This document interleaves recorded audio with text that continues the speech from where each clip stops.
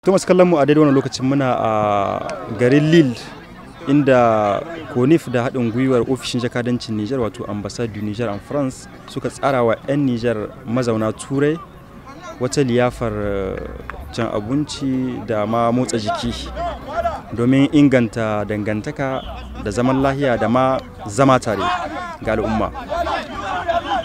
Za mu yi tattauna da jama'a domin duba kan sha'anin rayuwar Turai, irin wahalhalun da ake wato samu ko kuma ake fuskanta a nan Turai, sannan kuma da shi wannan taron na liyafar da CONIF ta tsara. Za ku iya kasancewa tare da mu a Tsintsiya Media domin kallon wannan bidiyon, sannan kuma kuna iya yi mana subscribing domin samun sauran bidiyo kanmu. Muna godiya. Masu kallon mu a daidai wannan lokacin muna tare da wani bawan Allah wanda zai gaya mana makasudin da yasa ya halarci wannan taron da CONIF ta tsara. Mallam, ko za ka gaya mana sunanka? To sunana Adamu Lushe Ibrahim. Wato ni babban mane na cikin CONIF, mu ne muke tsara wannan haduwa don mutane su zamu zo a yi ma'amala kuma a yi murna albarkacin sallah ta Turaut, kuma a ga samu a gana yadda ya kamata halau cikin nishadi kuma hada kwallo ma da za a yi.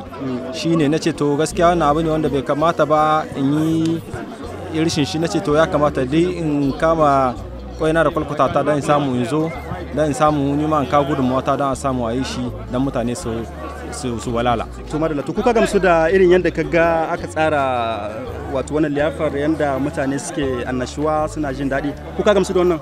To gamsuwa dai ba an ce ba an gamu sosai, tun da an dan samu dan tangarda kadan ya mana wanda ba a rasa ba. Alhamdulillah dai an gode ma Allah, mutane sun samu, kowa ya samu da ya ciki, ya samu ya ci abinci. Yanzu yadda kuke gani mutane suna nan, kowa yana cikin nishadi, ana wasa kan masu shirin balo suna shirin balo, yara suna guje-guje.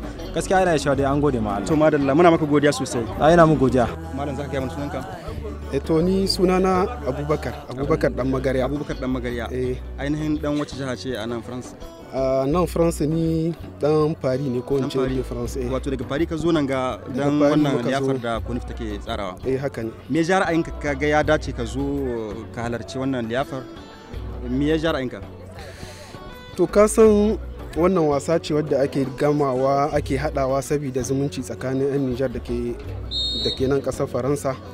To mun zo ne don ƙara dankon zumunci saboda akwai wasu abokai da ke gare mu na wasu gari, wagga occasion in ce ke sawa mu dan haɗu mu dan gaisa. To kaga abu ne mai kyau, yana ƙara dankon zumunci. Wani sako ke gare ka, ko kuma wani jan hankali zaka ma 'yan Nijar mazauna Turai abokanka?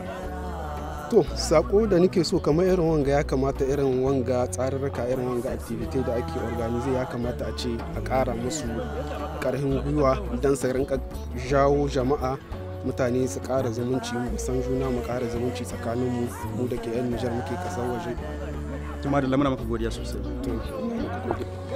Malam, me sunanka? Jibril sunana. Jibril, me yasa ka zo wannan taron? Don taron na kawo jama'a, kowa 'yan garin Niger, don kowa na gamuwa nan ga mu ji daɗi, mu yi fara'a, kowa na cikin garuka ko ina. Yanzu mun zo mun gamu wurin ga mu shakata, mu ji daɗi, don kowa ya mu kama juna kamar yadda kowa ke kama juna. 'yan Mali, 'yan Senegal suke kama juna, haka ne mu ma muke so mu ma 'yan Niger mu kama juna, mu za uwa guda da uba guda.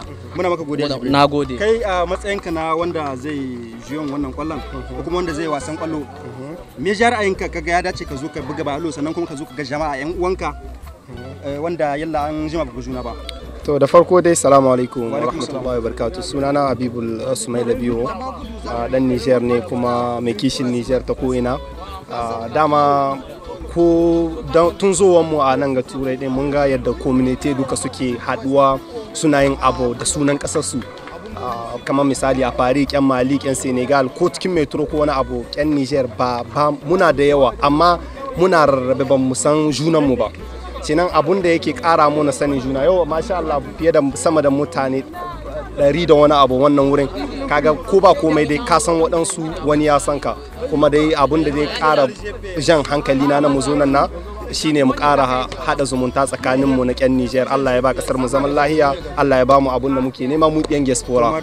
Shine godiya da wannan sako da ka tura. Merci, barakallahu fik. Okay, insha Allah. To masu kallon mu a daidai wannan lokacin muna tare da Adam CONIF, wato Adam Umar, wanda shine shugaban gidauniyar CONIF wanda su ne suka tsara wannan liyafar ga 'yan Nijar mazauna Turai.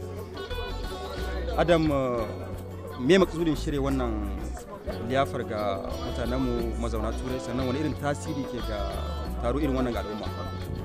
Makasudin na gode da wannan tambaya da kuke mini. Makasudin wannan taro shine zumunci, haɗa kai, kuma da abin da zai sa duka 'yan Nijar su samu hulɗa tsakaninsu.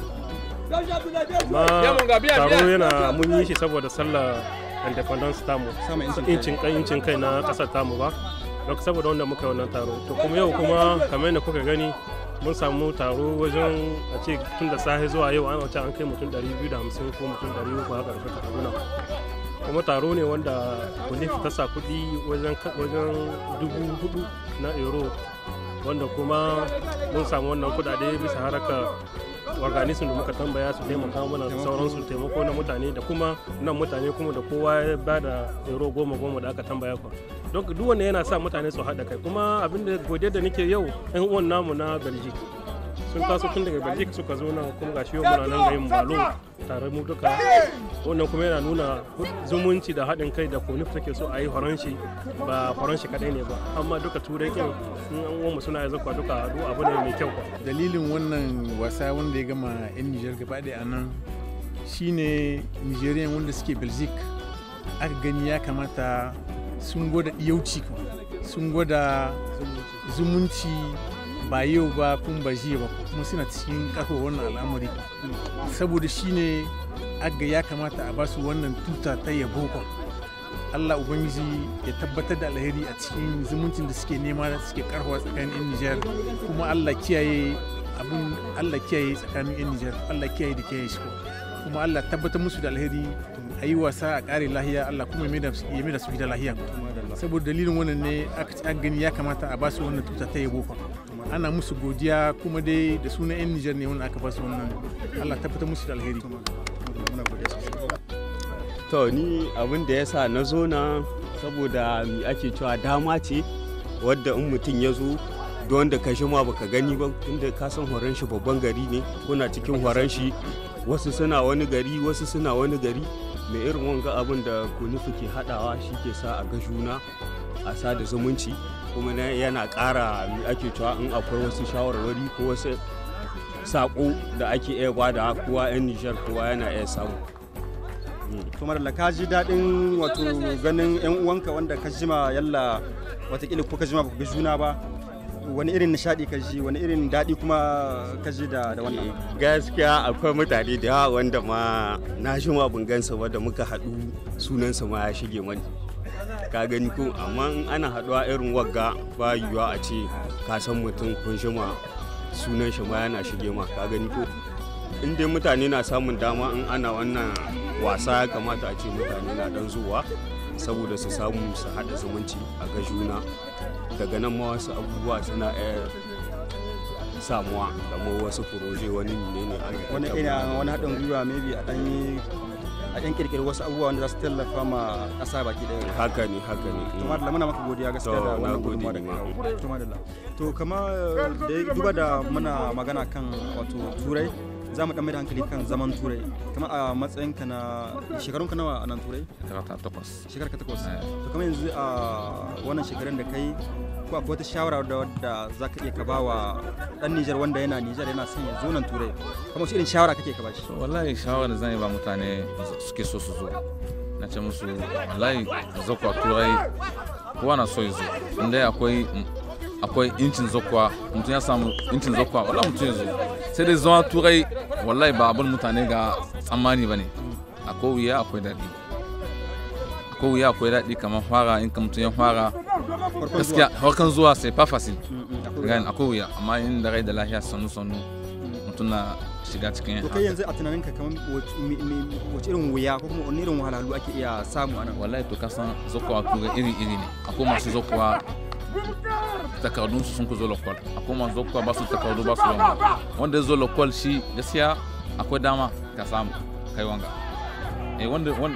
wanda bai zo wanga ba su kafa shi, don kun gani ko sai sa don ka ni abin da zan ci wanda ya zo karatu gaskiya inda ka sa ka shiga wasa ka shiga wani abu ba, tun da yahin da kanshi, in ka san abin da ke so ka san abin da ka bari baya, wallahi mutum na yake da kanshi tunda gaskiya mutum ya zo nan ga ya yi garin kamar yahi Niger zuwa nan yahi Niger yahi nan ga in kana da sa'a in ka zo nan kai karatu kana samu aiki Niger watan kana diploma kana komi kai kana digiri amma ba tabbas samu in ba wani ka sani ba samu aiki sai wannan gaskiya ne to muna maka godiya gaskiya da wannan ra'ayi da ka bamu sannan kuma da fatan zaka isa inda ka huto lafiya insha Allah na gode to masu kallon ana muka zo karshen wannan tattaunawa tare da wato 'yan Nijar mazauna Turai da suka halarci wannan taron da CONIF da haɗin gwiwa ofishin jakadancin Nijar da ke a nan Faransa suka tsara domin inganta zaman lafiya kamar yadda nace da kuma kawo haɗin kai tsakanin al'umma sai kusance tare da mu a shiri na gaba idan mai kowa mai komi ya